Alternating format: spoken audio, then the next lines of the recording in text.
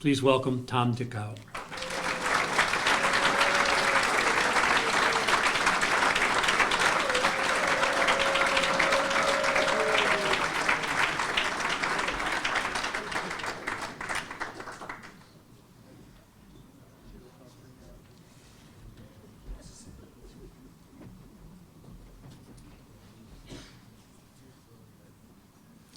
First of all, I'd like to offer my congratulations to all of my fellow inductees of the class of 2025.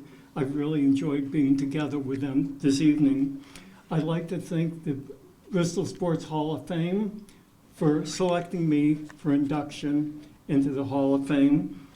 I'd like to thank my family, my extended family, players that are here, coaches that are here, and friends that are here to come and recognize me at this time.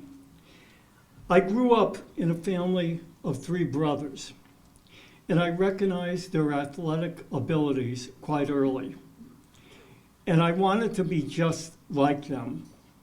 They were all 2 or 3 year varsity players, either at Bristol High School or Bristol Eastern High School, excuse me, not Bristol Central.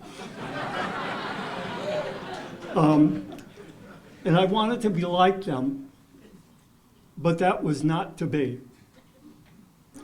And then it's hard to imagine how somebody can change your life's direction without even realizing that they're doing that.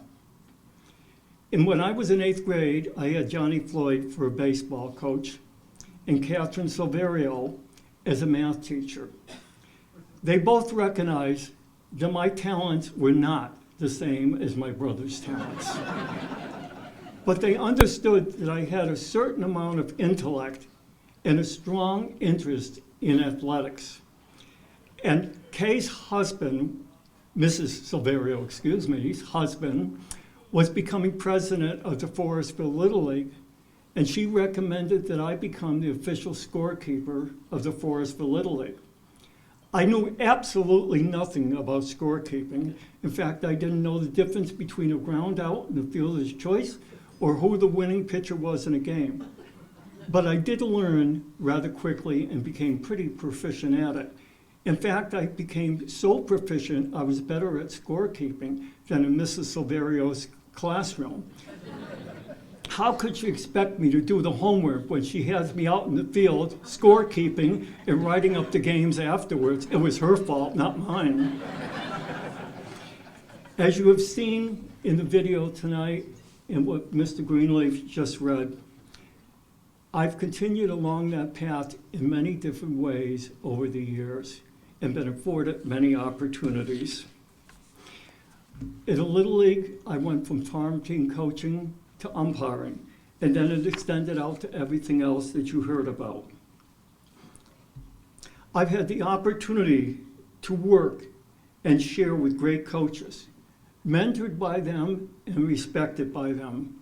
Burr Carlson, Don Perno, Gary Palladino, George Sinnott, Jim Bates, and yes, I would eavesdrop on the conversations of Don Titus, who I consider one of the best baseball coaches in this city, to learn more about baseball.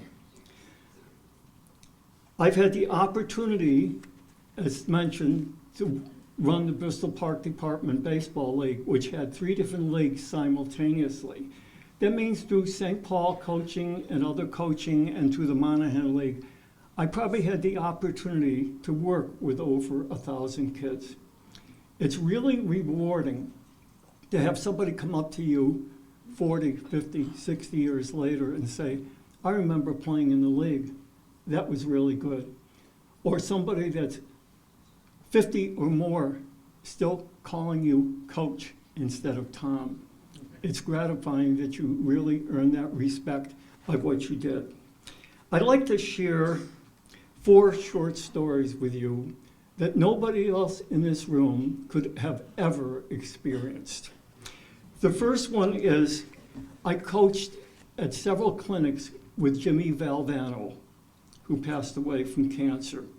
I became very good friends with Jim Valvano because when we were coaching, we were the youngest coaches. And all the other coaches at the camp would go out bar hopping at night, where we got the opportunity to sit out in the quadrangle and talk together and make sure the inmates did not escape. We talked about everything. I talked to him about, I was a little progressive in coaching, how I envisioned that the 2-3 zones should change. And he found it really interesting. So one day he was supposed to give a talk on zone defense, and all of a sudden, with no warning, he says, I'm not giving a presentation today. We have a guest presenter. Without any preparation at all, I was talking to 400 kids, college coaches, varsity coaches, and I was a JV coach. I watched Jim Valvano's games after that, and one thing I did notice, he did incorporate some of the movements in his 2-3 zone that we had talked about during that time. I was very proud to know that man because he was much more than a coach. Then I went down to Cherry Hill, New Jersey, to a clinic with Don Titus. And Tom Seaver was the main speaker. And he spoke a lot, and then we got to ask questions. But we weren't finished. So we went up to Tom and said, ask a few more questions. Oh, come on, let's go across the street to the bar. And he spent 2 more hours with us discussing baseball, his career, and techniques in baseball pitching and so forth. And the nice thing is, he picked up the tab at the end. The third story happened at Bristol Central High School. Jack Hines had arranged for a preseason NBA basketball game. And he asked me if I would do the scorekeeping. Of course I would. The coach for the NBA team was Tommy Heinsohn, who was a great Celtic player and eventually an NBA coach. He didn't like my scorekeeping technique. He came up to me and started complaining, no, we don't shoot foul shots now. We have to wait 2 more fouls. I couldn't believe I said it to him. Go sit down and shut up and come back when you know what you're talking about. At that moment, he called me a young punk. By the way, he was right and I was wrong.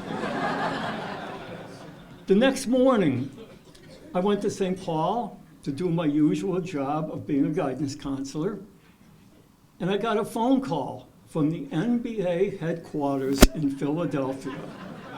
And they told me that I was going to be involved in litigation for falsifying the preseason statistics for the NBA.